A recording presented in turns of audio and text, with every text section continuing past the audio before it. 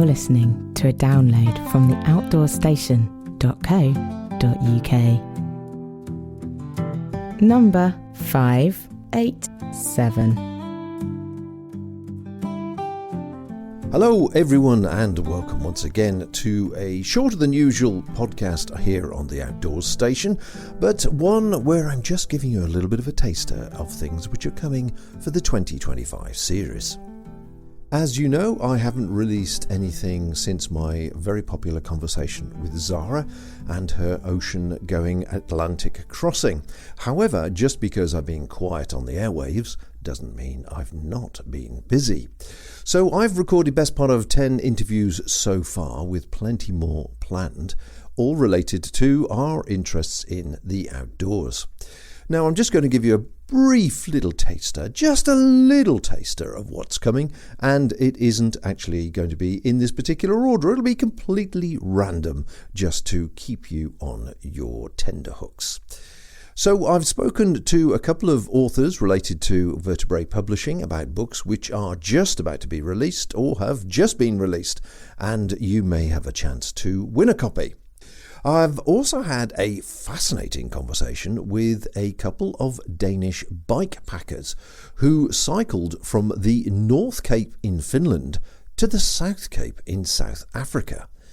And there is a wealth of information in there, as well as stories about various things that happened to them along the way. I've also met another outdoors book publisher who changed career in her 50s and is now celebrating their 20th year of publishing books. Books that you may have seen on the shelves, and will give you more background about how that changed and how different the books are. Now, have you heard of the Hexatrek? This is a new long-distance route which has been compiled out of GR routes running from north to south France. Well, I suppose it depends which way you go. It could go the other way around as well. But it's over 3,000 kilometres. And last year, my guest completed it in just over 110 days. So we have a very interesting conversation about that as a potential long-distance trek, which doesn't involve going to the US. So potentially a lot safer with better food. And now for something completely different. What about witches? Yes, witches and the outdoors. Now, I'm known for having a fairly wide, eclectic taste with stories and interviews and podcasts associated with the outdoors, and this one will keep you on your toes. It's tying in the history of Scotland, and certainly the history of places that we've all probably come to know and love as being wonderful tourist attractions or places to hike through in our various trails in Scotland, but tying in those little towns and villages with stories of over 4,000, mainly women, who were persecuted and accused of being a witch and ultimately executed and wiped from history. But I've spoken to the authors of a new book which is just coming out, and they also have a podcast as well, and I'm sure you're going to enjoy the contents of that conversation. Did you also know there's also a UK initiative to link numerous national trails together to create a long-distance UK route? No? Well, listen in. I shall be sharing that information a bit later on. So on top of all those various interviews which have already been recorded and in the can, and I'm in the process of editing them, I'm also doing some practical things myself. I'm off to a Backpackers Club meeting.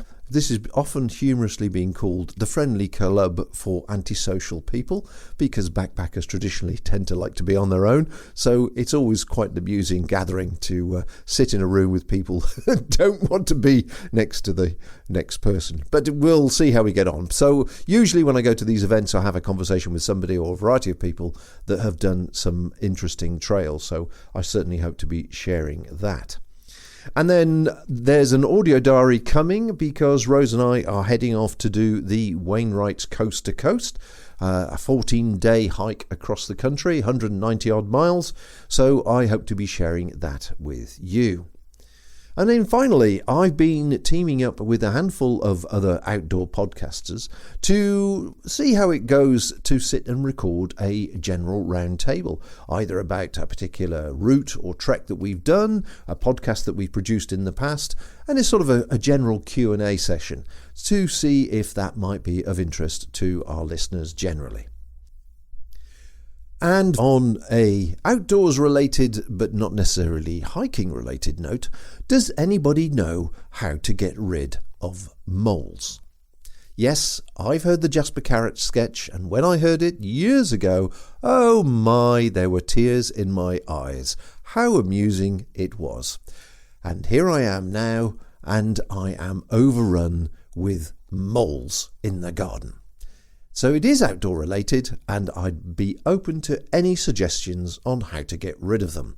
Currently, I've got 5 different traps, all the different traps I can find on the marketplace, and I am having nil success. I've got one in front of the house, one just behind the house, and one down the bottom of the garden.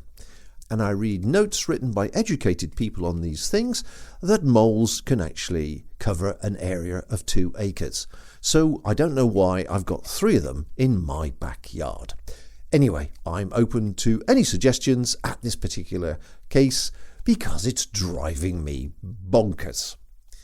And on that happy note, I shall start getting these podcasts together and edited and produced very soon. So I do hope you stay tuned and keep an eye out on your normal podcast feed to see if there's a release coming. But hopefully we'll have something for you very soon. So thanks for listening, keep in touch, and bye for now. Thank you for listening to this podcast. To hear or see more from our extensive free library, please visit theoutdoorstation.co.uk.